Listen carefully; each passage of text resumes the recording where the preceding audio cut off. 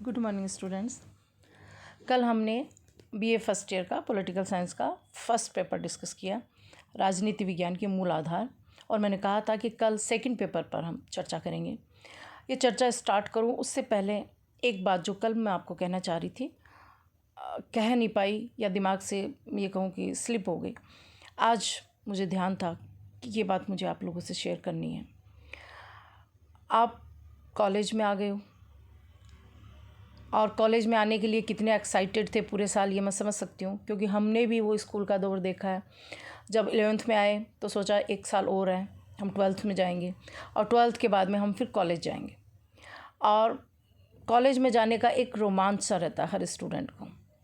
ऐसा लगता है कॉलेज लाइफ अगर नहीं है तो ज़िंदगी में हमने देखा ही क्या। कहा भी जाता है, कहावत भी है कि नो नॉलेज विदाउट कॉलेज।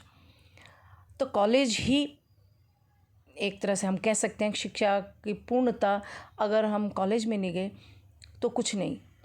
लेकिन इस साल आप वो स्टूडेंट हो जो इस वक्त क्या सोच रहे होंगे, आपके दिमाग में क्या चल रहा होगा, मैं अंदाज़ा लगा सकती हूँ कि जिस चीज़ का आपने इतने बरसों इंतज़ार किया वो चीज़ आपके जीवन में होने वाली थी लेकिन हो नहीं सकी। आप कॉलेज नहीं आ पा रहे हो इस कोरोना के कारण, और इस तरह से क्लासेस लेने को मजबूर हो रहे हो। और हम आपको ये भी कह रहे हैं कि आप हमारी वीडियोज़ सुने और जो कमेंट बॉक्स है उसमें अपनी अटेंडेंस भी दें, क्योंकि यही अटेंडेंस है और सच है। हमें पता क्या चलेगा कि कौन बच्चा रेगुलर है जो हमेशा क्लास लेता है।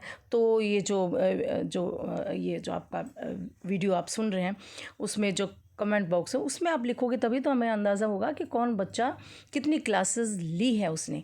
और जब हम क्लासेस स्टार्ट करेंगे, भगवान करे जल्दी हो, तो हमें पता हो कि कौन ऐसा बच्चा है जो हमेशा नियमित रहा है, हमेशा उसने वीडियो को सुना है। तो ये आप ज़बरदस्ती थोपी हुई चीज़ समझ लीजिए या अपनी इच्छा से समझ लीजिए, या आपकी स्वयं इच्छा शामिल होगी तो ये बहुत ही अच्छी बात है। आप आखिर हमारे स्टूडेंट बन चुके हैं। लेकिन मैं ये कह रही हूँ कि मैं आपकी उस पीड़ा का अंदाज़ा लगा सकती हूँ कि आप कॉलेज नहीं आ पा रहे, कॉलेज को नहीं दे पाए, कॉलेज की क्लासेस नहीं पा रहे। लेकिन अगर इसको नकारात्मकता से हटाइए, इसको थोड़ा पॉजिटिव रूप में अगर आप समझें, अपने आप को विशेष अगर समझ सकते हैं, अगर मेरी दृष्टि से अगर आप सोचें कि वास्तव में इस सदी में शायद ही ऐसा कोई शासन नहीं आया होगा जो आपका आया है, और भगवान न करे ऐसा इस तरह का शासन हो जिसमें आप कॉलेज में एंटर ही नहीं हो पा रहे हैं और इस तरह से आपकी क्लासेस हो रही है वीडियोज़ के माध्यम से, यूट्यूब के माध्यम से। हमने भी कभी कल्पना नहीं की थी कि हम हमारे प्रोफेशन में हम इस तरह से यूट्यूब पर वीडियो अपलोड करेंगे और अपने स्टूडेंट्स को इस तरह से क्लास लेंगे स्टूडेंट्स की। बड़ा अजीब सा लग रहा है, लेकिन आप इसको पॉजिटिव नज़रिए से सोचें कि आप वो विशेष स्टूडेंट हैं, और इस दृष्टि से भी विशेष हैं कि आप हमारे लेक्चर को बार बार सुन सकते हैं।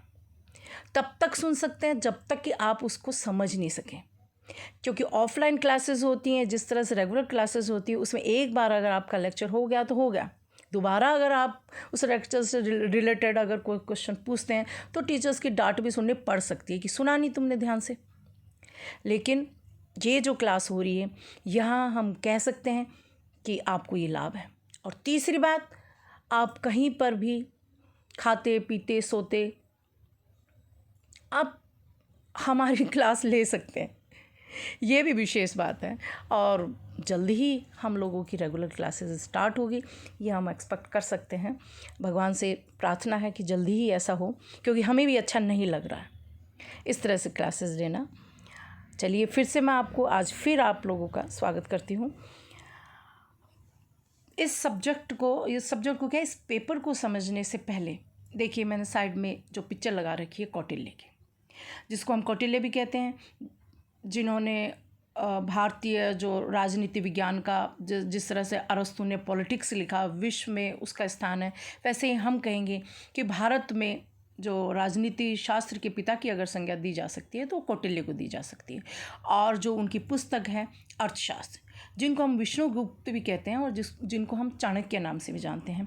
और आप लोगों ने सुना ही होगा कि किस तरह से चंद्रगुप्त मौर्य को उन्होंने राजा बनाया, और जो नंद वंश था उसका नाश किया। धनानंद का जो अत्याचार था, उसकी विलासिता, जनता में वो बहुत ज़्यादा बदनाम हो चुका था, अलोकप्रिय हो चुका था। और ये जो तक्षशिला विश्वविद्यालय था उसके शिक्षक थे ये जो अपने चाणक्य हैं, कौटिल्य जिनको हम कहते हैं, उन्होंने हम कह सकते हैं कि वो भी अरस्तु की तरह ही ग्रेट थिंकर और विचारक थे। अर्थशास्त्र, राजनीति, कृषि, समाज और समाज का जो वर्णन उन्होंने मौर्यकालीन समाज का किया, तो उसमें हमें प्राचीन भारत की पूरी झलक देखने को मिल जाती है।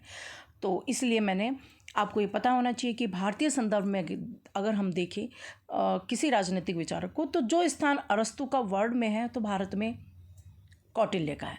और भारत में ही नहीं, उनके अर्थशास्त्र को भी हम विश्व की प्रसिद्ध पुस्तकों में एक शामिल कर सकते हैं। ईसा पूर्व 376 ईस्वी में इनका जन्म हुआ और 283 ईस्वी में इनकी मृत्यु हुई। ठीक है, अब उसके बाद में हम देखते हैं आपका जो सेकंड पेपर है उसका सिलेबस। उससे पहले आपको मैं कहना चाहूँगी कि जिस तरह से प्राचीन भारत से लेकर अब तक, मैंने कहा कि प्रतिनिधि भारतीय राजनीतिक विचारकों की अगर बात करें तो सर्वोच्च स्थान कौटिल्य को दिया जाता है। तो उसी सर्वोच्चता के इर्द गिर्द क्या मैं कहूँगी कि जितना वर्ल्ड वाइड जो महात्मा गांधी को जो स्थान मिला वो तो कौटिल्य को भी नहीं मिला, क्योंकि वो समय ही ऐसा था। ठीक है, तो गांधी जी ने हम कह सकते हैं कि गांधी जी को नेता नहीं कहेंगे, राजनीतिक विचारक उनको नहीं कह सकते। ये नहीं कहेंगे राजनीतिक क्षेत्र में उन्होंने अपने विचार दर्शन की कोई, हम कहें कि ऐसी कोई व्याख्या नहीं की कि हम उनको राजनेता, राजनीतिक थिंकर, विचारक की संज्ञा उनको दे सकें। बेसिकली उनको हम जो महात्मा कहते हैं उससे हम कह सकते हैं कि वो एक तरह से साधु उनको कहा जा सकता है, समाज सुधारक उनको कहा जा सकता है, आध्यात्मिक नेता उनको कहा जा सकता है। नेता नहीं है लेकिन स्थितियां कुछ इस तरह की थी कि जो स्वतंत्रता आंदोलन जो 20वीं सदी में चला और उसकी बागडोर गांधी जी के हाथ में आई और गांधी जी ने उसको एक नया ही रूप दिया। दुनिया के अन्य देशों में जिस तरह के स्वतंत्रता आंदोलन चल रहे थे, हिंसा प्रेरित या आमने सामने साम्राज्यवादी शक्ति से जो संघर्ष करने के जो आंदोलन चल रहे थे, उससे अलग ही दिशा गांधी जी ने दी।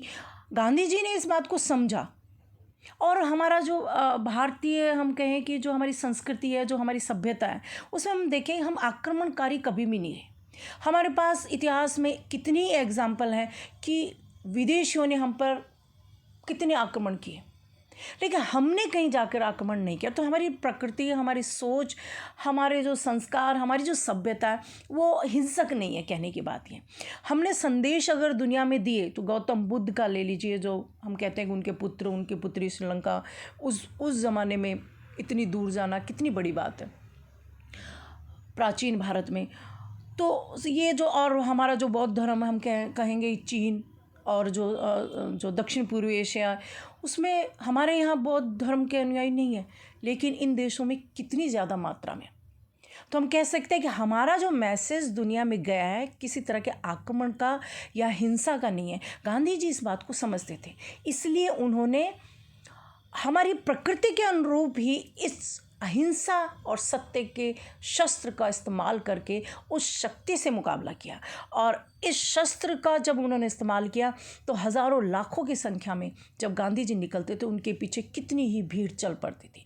और इतने जन समूह को कुचलना आसान नहीं होता, और यही कारण है कि सत्य और अहिंसा जैसे शस्त्रों को प्रयोग करके विश्व में इतनी बड़ी शक्ति से संघर्ष करना और आज़ादी प्राप्त करना, ये शायद पहला ही अनुभव था। तो गांधी जी को हम नेता नहीं सही, लेकिन जो राजनीतिक आंदोलन का संचालन किया, तो उसके आधार पर हम कह सकते हैं कि गांधी जी भी एक श्रेष्ठ रणनीतिकार या नेता साबित होते हैं। ठीक है, तो ये मैंने थोड़ा सा आपको बताया गांधी जी के व्यक्तित्व के बारे में, वो भी आपको पता होना चाहिए। भारतीय राजनीतिक जो विचारक हैं उनमें सर्वोच्चता हम गांधी जी को भी दे सकते हैं। ठीक है, अभी मैं आपको जो बताना चाह रही हूँ, जो सेकंड पेपर है उसका जो सिलेबस है, किस तरह का पेपर आएगा, कैसे हमें हल करना है वो कल मैंने पहली क्लास में आपको बता दिया था। आज हम सिर्फ सेकंड जो भाग है, द्वितीय जो प्रश्न पत्र है, उसके सिलेबस को देखेंगे। खंड क में मनु, कौटिल्य, शुक्र। देखिए जो हमारे प्राचीन, ये सब ईसा पूर्व के, यानी इनका जो पीरियड है हम कहेंगे 2.5, 3.5 हज़ार साल के लगभग का है। मनु के बारे में तो तिथि विवादास्पद ही है, उससे भी ज़्यादा पुराना हो सकता है, ठीक है। तो मनु, कौटिल्य, शुक्र ये प्राचीन भारत के हमारे राजनीतिक थिंकर हैं। उन्होंने हमें बताया कि किस तरह की प्रशासनिक व्यवस्था, राज्य की उत्पत्ति कैसी हुई, क्योंकि प्राचीन राजनीतिक विचारक है तो इनका मेन जो ये था ये बताना कि आखिर राज्य अस्तित्व में आया कैसे। आज जो राज्य इस्टेब्लिश हुआ है उस वक्त नहीं था, तो विचारकों के चिंतन में ये चलता था कि राज्य कैसे आया।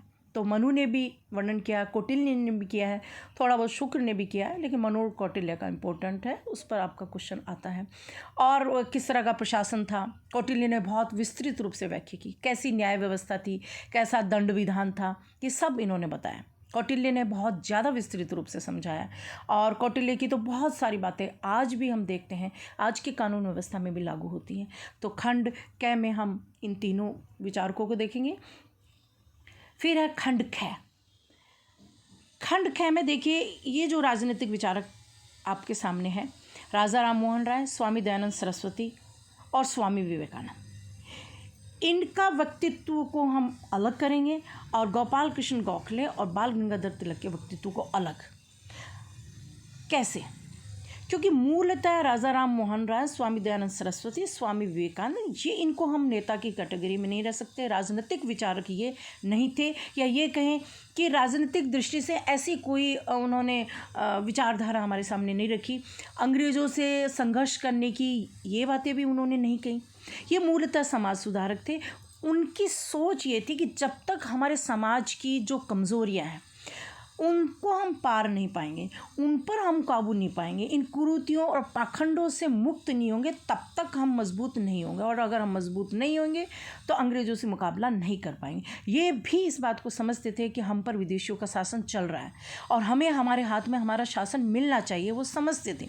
लेकिन मूलतः प्रकृति साधु वाली थी, तो इस तरह के विचार या अंग्रेज़ों के खिलाफ उन्होंने कुछ नहीं बोला। उन्होंने समाज की बुराइयों पर कटाक्ष किया, जो भी हमारी बुराइयाँ थी, जो हम कहें कि मूर्ति पूजा, जो पर्दा प्रथा, बाल विवाह है, धार्मिक जो पाखंड हैं, तीर्थ यात्रा वगैरह, इन सब का इन्होंने विरोध किया एक तरह से। आज भी ये हमारे समाज में आज भी विद्यमान है। जिन बुराइयों की उन्होंने बुराइयां की वो आज भी विद्यमान है, लेकिन अब समय बहुत बदल गया। एक बहुत बड़ा वर्ग है जो इन बातों पर विश्वास नहीं करता, लेकिन बहुत बड़ा वर्ग ऐसा भी है जो इन चीज़ों पर विश्वास करता है आज की डेट में भी। तो ये मूलतः साधु थे और शिक्षा का प्रसार उन्होंने, मेन जो उनका मोटिव था, अधिकाधिक लोगों तक शिक्षा पहुँचे। शिक्षा पहुँचेगी तो ये कुरीतियाँ और पाखंड अपने आप दूर होते जाएंगे। दूसरी तरफ हम कह रहे हैं गोपाल कृष्ण गोखले और बाल गंगाधर तिलक, ये मूलतः इनको कह सकते हैं राजनीतिक विचारक कह सकते हैं। इन्होंने एक तरह से गोपाल कृष्ण गोखले को उग्रवादी हम कहते हैं, बाल गंगाधर तिलक को हम गोपाल कृष्ण गोखले को उदारवादी विचारक कह। कांग्रेस के जो दो धड़ बन गए थे, गोपाल कृष्ण गोखले उदारवादी या नरम दल के, बाल गंगाधर तिलक उग्रवादी यानी गरम।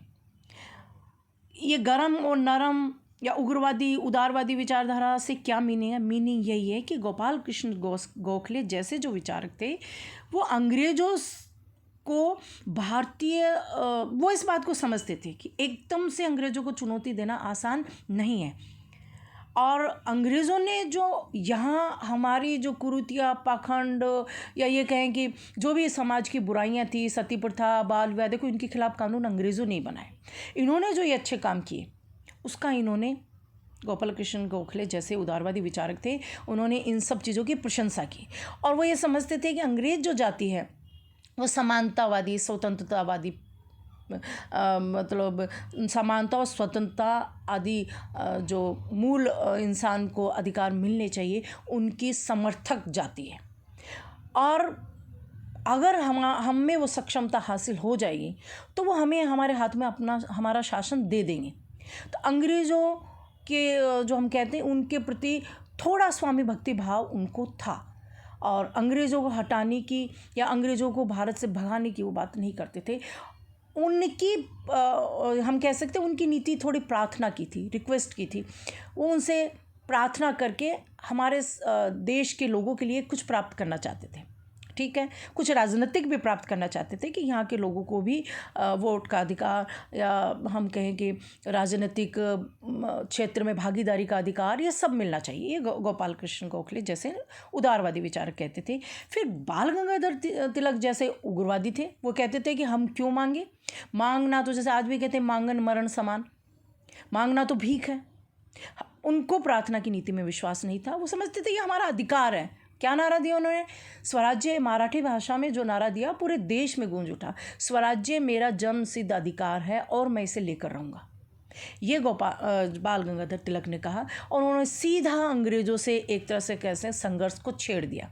वो अलग बात है कि वो समय ऐसा नहीं था, जनता भी जागरूक नहीं थी, गांधी जी के टाइम पर स्थितियां बदल चुकी थी, तो अंग्रेज़ों ने तुरंत उनको जेल में डाल दिया। 6 साल तक मांडली जेल में रहे, लेकिन जब वो बाहर निकले तो वो समझ गए कि अगर मैं ऐसे ही उग्रवादी विचार रखूँगा तो पुनः मुझे जेल में डाल दिया जाएगा और जनता तक मैं कैसे अपना मैसेज दूंगा। तो उन्होंने अपने विचारों में थोड़ा परिवर्तन किया, नर्म हुए, ठीक है। और हम कह सकते हैं कि उन्होंने उस वक्त ये कहना छोड़ दिया, वो जो कट्टरता, जो आक्रामकता थी उनके विचारों में, वो कम हो गई। और उनके विचारों में हम कह सकते हैं कि व्यवहारिकता के साथ उन्होंने अपने विचारों को रखा, ताकि जनता धीरे धीरे जागरूक हो, फिर हम उस स्थिति को प्राप्त कर सके कि हमें आज़ादी के लिए हम लड़ सकें, ठीक है। अब तीसरा जो भाग है वो है गांधी जी ने फिर लोकमान्य बाल गंगाधर तिलक के कार्यों को ही आगे बढ़ाया और आंदोलन को जो गति दी, उससे हमारा देश आज़ाद हुआ। नेहरू जी हमारे देश के प्रथम प्रधानमंत्री और गांधी जी के शिष्य। गांधी जी और नेहरू जी ने मिल कर के जो आंदोलन चलाया, उसमें फिर ये B.R. अम्बेडकर, जयप्रकाश नारायण, इनका भी अपने अपनी दृष्टि से हमारे देश में योगदान रहा। B.R. अम्बेडकर का हम इस रूप में कह सकते हैं कि समाज का जो एक वर्ग, जिसको हम अछूत कहते थे, ऐसा वर्ग जो पीड़ित था, शोषित था सदियों से, और जिसका जो हम कहें कि जीवन का उद्देश्य ही क्या था, उपर्युक्त तीनों वर्णों की सेवा करना, यही उनके जीवन का लक्ष्य था। अम्बेडकर ने इस विचारधारा को चुनौती दी। गांधी जी ने भी अछूतों के प्रति, ये इस पर भी मैं एक लेक्चर दूंगी आप लोगों को, बहुत कुछ हम कह सकते हैं कि गांधी जी और अम्बेडकर के विचार मिलते जुलते थे, लेकिन कुछ ऐसी जगह थी जहाँ पर दोनों में कुछ विरोध भी नज़र आया, ठीक है। वो सब हम देखेंगे। इसी तरह से M.N. रॉय, जिनका नव मानवतावादी जो विचारधारा है उसको हम देखेंगे। जयप्रकाश नारायण जो समाजवादी विचारक हैं, और समानतावादी जो विचारधारा थी उनका, वो हम देखेंगे। और दीनदयाल उपाध्याय, ये ऐसे विचारक जो मैंने कहा कि जो उग्रवाद, उदारवाद, तो दीनदयाल उपाध्याय जो हमारी जो पौराणिक संस्कृति या हमारी सभ्यता या भारतीयता, हिंदुत्व पर जो उन्होंने विचार व्यक्त किए, ये भी हमारे सिलेबस का पार्ट है। तो इतना ही सेकंड भाग का ये जो सिलेबस है ये मैंने आपको बताया। कल से हम अपने सिलेबस के अकॉर्डिंगली क्लासेस स्टार्ट कर देंगे। धन्यवाद, थैंक यू।